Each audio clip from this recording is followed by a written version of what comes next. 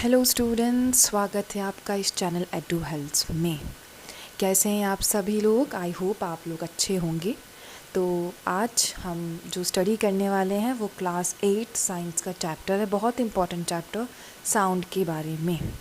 Sound क्या होता है, साउंड कैसे ट्रैवल करता है, कौन सी चीज़ हम सुन सकते हैं, कौन सी चीज़ हम नहीं सुन सकते, कौन कौन से फ्रीक्वेंसी, वेवलेंथ, साउंड की जो भी प्रॉपर्टीज़ हैं, जो भी फीचर्स हैं, कैरेक्टरिस्टिक्स हैं, वो सारी चीज़ें इस चैप्टर में हम पढ़ेंगे। तो सबसे पहले समझते हैं कि साउंड क्या होता है। Sound is a form of energy, just like heat is a form of energy and light is a form of energy, वैसे ही साउंड भी एक फॉर्म ऑफ एनर्जी का ही फॉर्म है।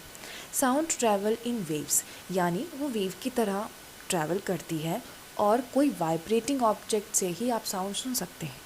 अगर किसी भी ऑब्जेक्ट में वाइब्रेशन ही नहीं है तो आपको साउंड कभी भी सुनाई नहीं दे सकता।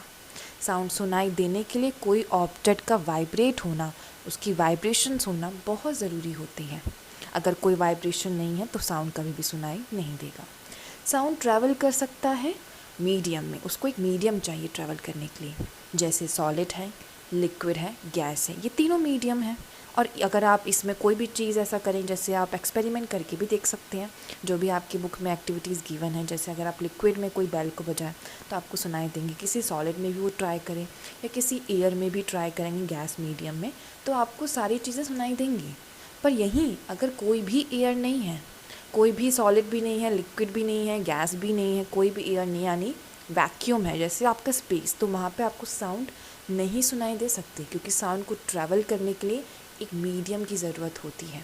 सबसे ज़्यादा तो जो साउंड प्रोड्यूस होता है वो आपके सॉलिड मीडियम में होता है। क्यों ऐसा है? क्योंकि सॉलिड में जो अगर आप देखोगे हायर क्लासेस में, तो उसमें पार्टिकल्स बहुत ज़्यादा क्लोजली इंटरेक्टेड होते हैं, बहुत टाइट मॉलिक्यूल्स होते हैं। इसकी वजह से साउंड ईजिली ट्रैवल करता है, बहुत ही फास्ट ट्रैवल सॉलिड में करता है, उसके बाद वो लिक्विड में करता है एंड देन गैस में। तो सबसे ज़्यादा साउंड ट्रैवल करता है सॉलिड में, देन लिक्विड, एंड सबसे कम गैस में वो ट्रैवल करता है। उसकी जो रेट है, रेट ऑफ ट्रैवलिंग, और वो ट्रैवल कहीं बिल्कुल नहीं करता है तो वो है वैक्यूम, यानी जहाँ पे कोई भी मीडियम ना हो। तो अब हम समझते हैं how do humans produce sound. Human sound को कैसे प्रोड्यूस करते हैं। तो ये है आपका लार्निक्स और वॉइस बॉक्स। ये बहुत ही रफली मैंने बनाए हैं, आप देखना, तो आप इसको अच्छा बनाने की कोशिश करना। तो यहाँ पे देखिए, ये जो आप दो देख रहे हैं ये हमारे होते हैं वोकल कॉर्ड्स। सबसे पहले समझिए कि लार्निक्स और वॉइस बॉक्स कहाँ पे मौजूद है। ये आपके थ्रोट पे मौजूद होता है, जहाँ से आपकी आवाज़ निकल सकती है। वॉइस बॉक्स, जिसे हम लार्निक्स भी कहते हैं, वो यहाँ पे मौजूद होता है। ये कहाँ पे? आपके present in the throat on the upper side of the wind pipe. ये जो आपके नीचे जो विंड पाइप होती है उसी के ऊपर थ्रोट में मौजूद होता है लार्निक्स, जिसे हम वॉइस बॉक्स भी बोल सकते हैं। तो अब इसको समझते हैं कि इसका फंक्शन कैसे होता है। जैसे कि हमने अभी पहले पढ़ा कि साउंड हमेशा किसी वाइब्रेशंस के ही वजह से हमें सुनाई दे सकता है। फॉर एग्जांपल, गिटार में स्ट्रिंग्स होती हैं जो कि वाइब्रेट होती हैं और तब आपको सुनाई देती हैं। ड्रम में, तबला में मेम्ब्रेन्स होती हैं जिसकी वजह से आपको सुनाई देता है। फ्लूट में भी एयर पास करने के लिए मेम्ब्रेन बनी होती हैं जिसकी वजह से आपको फ्लूट की भी आवाज़ सुनाई देती है। तो वाइब्रेशन का होना बहुत ज़रूरी है, इसीलिए आपको साउंड प्रोड्यूस जब होगा तभी सुनाई देगा। तो यहाँ पे ये जो आपका लार्निक्स और वॉइस बॉक्स है, इसमें एक्चुअली क्या होता है, दो वोकल कॉर्ड्स मौजूद होती हैं। क्योंकि ये विंड पाइप के ऊपर है, तो विंड पाइप से, जब विंड पाइप से कौन कनेक्टेड है, आपके लंग्स। तो जैसे ही लंग्स एयर को पंप आउट करते हैं तो यहाँ बीच के स्लीट से, जो आप देख रहे होगे वोकल कॉर्ड्स के बीच में एक स्लीट होती है, जब जैसे ही एयर यहाँ से पास होगी तो इन वोकल कॉर्ड्स में वाइब्रेशन शुरू होने लगता है, और जैसे ही वाइब्रेशन शुरू होगा तभी तो आपको साउंड सुनाई देगा। यही एक रीज़न है साउंड सुनाई देने का। क्या हुआ कि यहाँ से एयर है वो पास हुई, एयर कहाँ से पास हो रही है, लंग्स, जो कि कनेक्टेड है आपकी विंड पाइप से, तो ये भी विंड पाइप के ऊपर ही तो है। तो जैसे ही एयर इसमें से पास हुई, वोकल कॉर्ड्स के वाइब्रेशन से हमें साउंड सुनाई देता है, जैसे अभी आपको सुनाई भी दे रहा है। तो वोकल कॉर्ड्स लेंथ अलग हो सकती है, इसकी जो चेंज ऑफ वॉइस भी हो सकती है, कभी कभी डीप वॉइस हो सकती है, डिपेंड करता है कि वोकल कॉर्ड्स की क्या सिचुएशन है। अगर हम लड़कियों की बात करें तो लड़कियों में वोकल कॉर्ड्स होता है 50 mm, 15 mm, और लड़कों में होता है 20 mm वोकल कॉर्ड्स की लेंथ होती है, यानी मिलीमीटर। 20 मिलीमीटर होती है बॉयज़ में, उससे 5 कम 15 मिलीमीटर होती है गर्ल्स में। और चिल्ड्रन की बात करें, बेबीज़ की बात करें, तो उनकी और भी ज़्यादा छोटी वोकल कॉर्ड्स होती हैं। तो वोकल कॉर्ड्स कैसी हैं, कौन सी लेंथ की हैं और कैसी वॉइस निकलेगी, कितनी ज़्यादा ईयर जा रही है, कैसे वो वाइब्रेट होता है, तो वॉइस की क्वालिटी वोकल कॉर्ड्स पे भी डिपेंड होती है। तो अब हम समझते हैं कि कैसे हमें साउंड सुनाई देता है, how do we hear the sound. तो यहाँ पे क्या होता है, साउंड हमें पता है कौन सी चीज़ से सुनाई देता है, आपके ईयर से आपको साउंड सुनाई देता है। तो यहाँ पे क्या चीज़ें होती हैं, और ये चीज़ें इतनी फास्ट होती हैं कि आपको पता ही नहीं चलेगा कि प्रोसेस चल रहा है। जब तक आपको कोई चीज़ सुनाई दे रही है, उसमें एक लंबा प्रोसेस है, वो इतना क्विक होता है कि हम उसको नोटिस कभी नहीं करते हैं। तो होता क्या है, ये आपके आउटर ईयर है, जैसे आप देखो इसे हम पिन्ना कहते हैं। ये जो आउटर ईयर आपको ऐसे कुछ दिखता है, ये भी बहुत ही रफ डायग्राम है, क्योंकि मेरी डायग्राम इतनी अच्छी है नहीं, तो मैंने इसको बहुत जल्दी में ही बनाया है। तो ये आपकी आउटर ईयर, जिसे हम कहते हैं पिन्ना। ये जो आपके बीच का है पोर्शन, यहाँ तक ये होता है आपका मिडल ईयर, और यहाँ से आप जो देख रहे हैं ये होता है इनर ईयर। तो 3 हिस्सों में आपकी ईयर भी होते हैं, एक आउटर ईयर कहलाता है, एक बीच का ईयर जो कि मिडल ईयर है, और उसके अंदर इनर ईयर। तो यहाँ पे साउंड वेव्स ट्रैवल करती हैं, और साउंड वेव्स जैसे ही ट्रैवल करती हैं तो सबसे पहले वो जाती हैं आउटर ईयर यानी पिन्ना में, और पिन्ना में जाने के बाद वो अंदर जाती है ईयर ड्रम्स के पास। यहाँ पे मिडल ईयर में मौजूद है ईयर ड्रम। अब जैसे ही ईयर ड्रम में वाइब्रेशंस होते हैं, क्योंकि जो आपका ईयर ड्रम है वो एक रबर शीट से बना हुआ है, वो बहुत एक थिन रबर शीट है। जैसे ही उसमें ये वाइब्रेशंस जाती हैं, साउंड वेव जाती हैं, तो वो खुद भी वाइब्रेट होने लगता है, और फिर वही वाइब्रेशन आगे चल के जाती है इनर ईयर के पास। अब इनर ईयर उसका क्या करेगा, उस वाइब्रेशंस को भेजता है आपके ब्रेन के पास, और जैसे ही वो सिग्नल ब्रेन के पास जाता है तभी आप उस साउंड को इंटरप्रेट कर पाते हैं। आई होप आपको समझ में आए। मैं फिर से बोल देती हूँ कि मैंने क्या बोला। सबसे पहले जो साउंड वेव्स हैं वो गई आउटर ईयर के पास, और उसके बाद वो साउंड वाइब्रेशन जाती है मिडल ईयर, जहाँ पे मौजूद है एक रबर शीट ईयर ड्रम। उस साउंड वेव्स की वजह से वो ईयर ड्रम वाइब्रेट होने लगता है, और जैसे ही वो ईयर ड्रम वाइब्रेट होता है उसके वाइब्रेशन जाते हैं इनर ईयर के पास, और वो इनर ईयर उस सिग्नल को पहुँचाता है आपके ब्रेन के पास, और ब्रेन के पास जाने के बाद ही आप साउंड को सुन पाते, इंटरप्रेट कर पाते हैं। तो एक ये प्रोसेस आपको समझना है कि इस प्रकार से हमें साउंड सुनाई देता है। तो अब हम देखते हैं प्रॉपर्टीज़ ऑफ साउंड, कौन कौन सी साउंड की प्रॉपर्टीज़ है। तो सबसे पहले तो ऑसिलटरी मोशन क्या होता है। ऑसिलटरी मोशन जो आपने प्रीवियस क्लास में पढ़ा है, जब भी टू एंड फ्रो मोशन होता है, रिपीटेटिव मोशन जब होता है, तो हम उसे कहते हैं कि ऑसिलटरी मोशन है या वाइब्रेटरी मोशन है। फॉर एग्जांपल पेंडुलम, पेंडुलम कैसे अपनी मेन पोजीशन से एक्सट्रीम पोजीशन पे गया, फिर वापस वो मेन पोजीशन पे आता है, तो वो रिपीटिंग प्रोसेस है, उसमें टू एंड फ्रो मोशन चलता जाता है, इसलिए हम कहते हैं कि उसमें ऑसिलेशंस होते जा रहे हैं, इसलिए वो ऑसिलटरी मोशन में आते हैं। वैसे ही एक साउंड भी ऑसिलटरी मोशन में आता है कि वो कैसे ट्रैवल करता है। तो सबसे पहली प्रॉपर्टी है उसकी फ्रीक्वेंसी। साउंड, हर एक साउंड की एक फ्रीक्वेंसी होती है। फ्रीक्वेंसी मतलब नंबर ऑफ ऑसिलेशन पर सेकेंड, एक सेकेंड में उस साउंड में कितने वाइब्रेशंस हुए वो बताएगी कि उसकी फ्रीक्वेंसी क्या है। या तो आप उसे ऑसिलेशन कहिए, वाइब्रेशन कहिए, एक ही बात है। So the number of oscillation पर सेकेंड इज़ कॉल्ड फ्रीक्वेंसी। इसको एक्सप्रेस किया जाता है इन हर्ट्स, और इसको लिखा जाता है HERTZ and capital H and small z। एक हर्ट्स में अगर मैं बोलती हूँ एक हर्ट्स फ्रीक्वेंसी यानी एक ऑसिलेशन पर सेकेंड है उसमें, और अगर मैं बोलूँ 20 हर्ट्स है यानी 20 ऑसिलेशन पर सेकेंड है, 30 हर्ट्स है तो यानी 30 ऑसिलेशन पर सेकेंड है। ओके, अब हम चलते हैं टाइम पीरियड पे। तो टाइम पीरियड होता है कितना टाइम लगा उस एक ऑसिलेशन को कंप्लीट करने में। आप ये समझ सकते हैं कि time period is inversely proportional to frequency. अगर फ्रीक्वेंसी का अपोजिट आप कर देंगे तो आपको टाइम पीरियड मिल जाएगा। Time p taken to complete one oscillation is called time period. अब चलते हैं एम्पलीट्यूड पे। एम्पलीट्यूड भी एक प्रॉपर्टी होती है। तो एम्पलीट्यूड में क्या होता है कि जब भी साउंड वेव कुछ इस प्रकार से ट्रैवल करती हैं तो उन वाइब्रेशंस की वजह से जो पार्टिकल्स है, साउंड पार्टिकल्स जो हैं, वो एक जगह से दूसरी जगह डिस्प्लेस होते हैं ना। तो इस मैक्सिमम डिस्प्लेसमेंट को, या आप यहाँ पे देखिए या तो इसको समझ लीजिए, ये जो मैक्सिमम डिस्प्लेसमेंट होगा साउंड वेव्स का, उसी को हम कहते हैं एम्पलीट्यूड। जितना भी वो वाइब्रेशन से डिस्प्लेस हो रहा है वो साउंड वेव, तो उसे हम कहेंगे वो उसकी क्या है, एम्पलीट्यूड है। फॉर एग्जांपल एक और चीज़ इसमें समझ लेते हैं। सपोज़ कर लेते हैं, सबसे पहले फ्रीक्वेंसी को ध्यान से समझते हैं, ठीक है। तो अगर मैं बोलूँ कि 50 ऑसिलेशन हो रहे हैं, 50 ऑसिलेशन हो रहे हैं 5 सेकेंड में, तो मैं इसको क्या बोलूँगी कि इसकी फ्रीक्वेंसी कितनी होगी, नंबर ऑफ़ ऑसिलेशन पर सेकेंड बोलते हैं, तो इसको हम क्या बोलेंगे, 50/5। तो इसकी फ्रीक्वेंसी कितनी हो जाएगी, 10 हर्ट्ज़। और इसी का इन्वर्सली प्रोपोर्शनल होता है टाइम पीरियड। तो अगर इस फ्रीक्वेंसी की मुझे टाइम पीरियड निकालना है तो मैं क्या करूँगी, 1/10। 1/10 करने के बाद मुझे क्या मिलेगा, 0.1 हर्ट्ज़। इसी क्या हो जाएगी, टाइम पीरियड, ठीक है। अब इस चीज़ को समझ ले कि जितनी ज़्यादा फ्रीक्वेंसी होती है किसी भी साउंड की, उतनी ज़्यादा उसकी पिच होती है। जितनी फ्रीक्वेंसी उतनी ज़्यादा पिच। फॉर एग्ज़ाम्पल आप ड्रम को देखें, ड्रम को जब भी आप बजाते हैं तो उसकी पिच जो होती है वो कम होती है एज़ कम्पेयर टू आप बर्ड की आवाज़ सुनेंगे, उसकी जो पिच होती है वो ज़्यादा होती है, उसकी फ्रीक्वेंसी भी ज़्यादा होती है। जितनी ज़्यादा फ्रीक्वेंसी उतनी ज़्यादा पिच। जैसे अगर हम एग्ज़ाम्पल देखें लायन की आवाज़, उसकी पिच भले ही आपको लगे कि तेज है, नहीं, वो बर्ड से कम है, क्योंकि उसमें थोड़ी चुभन बहुत ज़्यादा होती है बर्ड की आवाज़ में।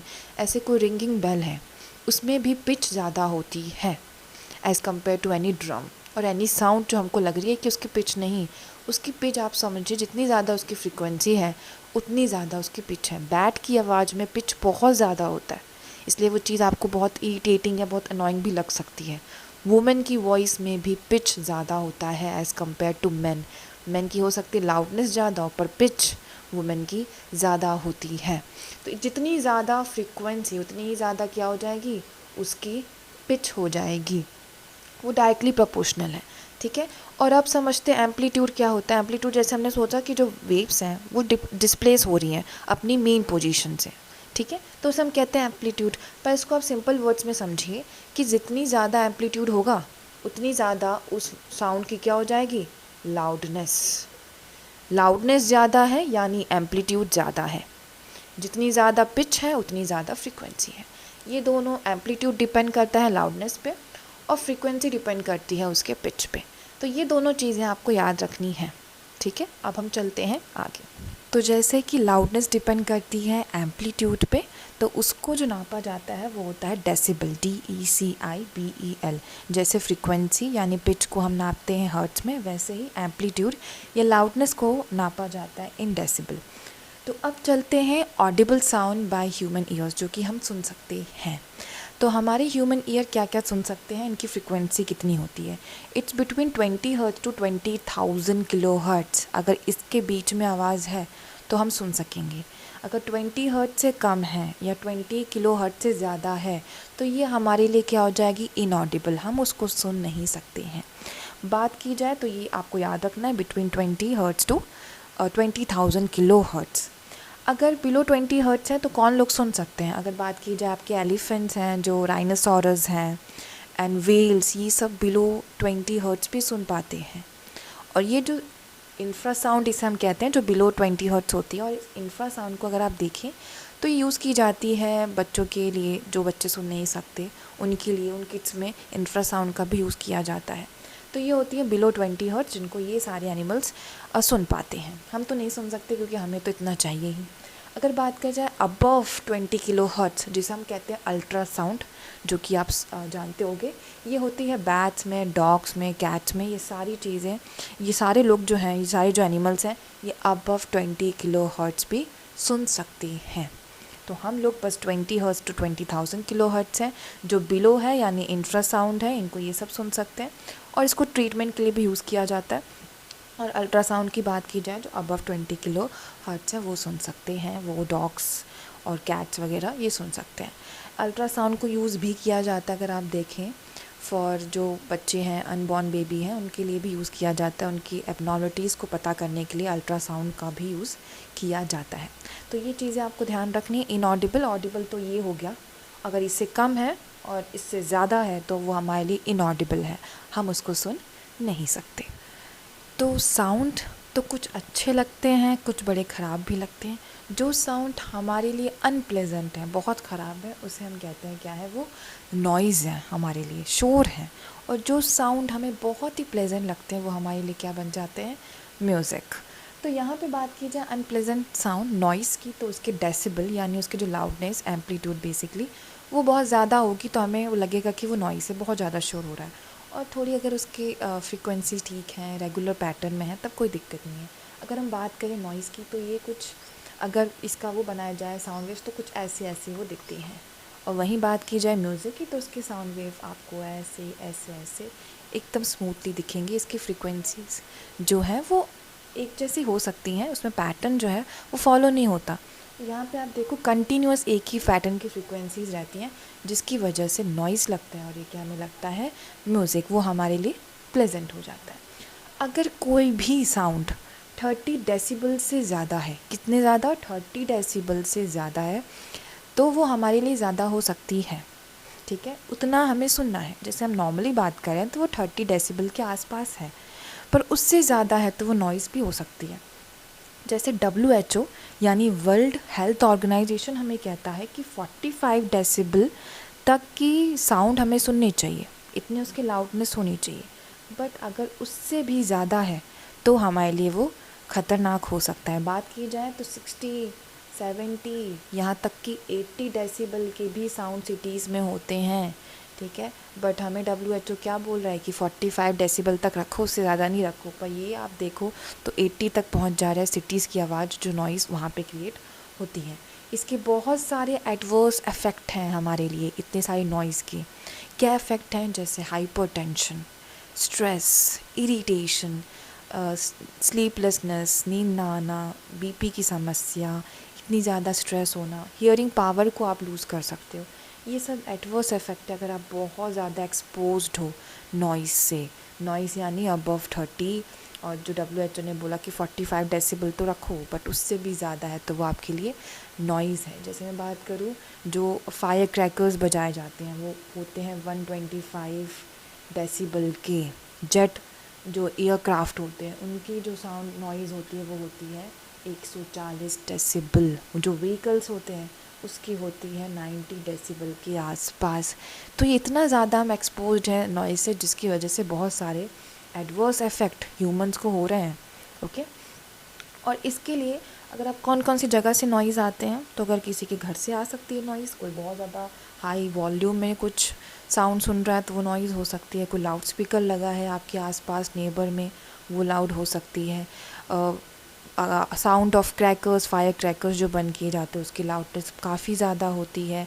व्हीकल्स की लाउडनेस, ये कॉमन। इंडस्ट्रियल एरियाज़ में अगर आप पास में रहते हैं किसी भी इंडस्ट्रियल एरिया में, तो जो इंडस्ट्री में काम कर रहा है वो तो लाउडनेस सह ही रहा है, वो तो नॉइज़ देख ही रहा है, और आप पास में रहने की वजह से आपको भी उस नॉइज़ को सुनना पड़ा है, क्योंकि इंडस्ट्रीज़ एरियाज से, फैक्ट्रीज से बहुत ज़्यादा लाउडनेस आती है, बहुत ज़्यादा नॉइज़ क्रिएट होती है। ठीक है, अब इसके लिए हम क्या कर सकते हैं, क्या प्रिवेंशन है नॉइज़ पोल्यूशन के, क्योंकि ये सब क्या है, पोल्यूशन है। हर एक टाइप का पोल्यूशन होता है, air pollution, water pollution, noise pollution भी एक चीज़ है जिसको हम बहुत ज़्यादा नज़रअंदाज करते हैं। तो इसके प्रिवेंशन के लिए हम क्या कर सकते हैं, हम एक चीज़ कर सकते हैं कि फैक्ट्रीज़ को हम थोड़ा सा दूर लगाएं, रेजिडेंशियल एरिया से दूर रहें वो, जिससे हमें इतना ज़्यादा साउंड ना सुनना पड़े। और जो फैक्ट्रीज़ में काम कर रहे हैं, इंडस्ट्री में काम कर रहे हैं, नॉइज़ को कैंसिल करने के लिए उनके लिए कुछ ईयर प्लग्स उनको देने चाहिए, जिससे वो भी उससे ज़्यादा बहुत ज़्यादा एक्सपोज्ड ना हो उस नॉइज़ से। दूसरी चीज़, हम साइलेंसिंग डिवाइसेस लगा सकते हैं अपने व्हीकल्स में या एयरक्राफ्ट में, जेट में, जिससे जो आवाज़ है वो थोड़ी सी कम हो जाए। थर्ड चीज़ है कि जो टेलीविज़न है, रेडियो है, बहुत ज़्यादा हाई वॉल्यूम में ना सुने, आप उसको हमेशा लो वॉल्यूम में ही सुने। क्यों नॉइज़ क्रिएट करना, अपने में ही सुनो। चौथी चीज़ है ट्रीज़ क्या होते हैं, एब्जॉर्ब कर लेते हैं नॉइज़ को, इसलिए आप ज़्यादा से ज़्यादा ट्रीज़ को लगाएं, जिससे नॉइज़ पोल्यूशन को भी कंट्रोल किया जा सके।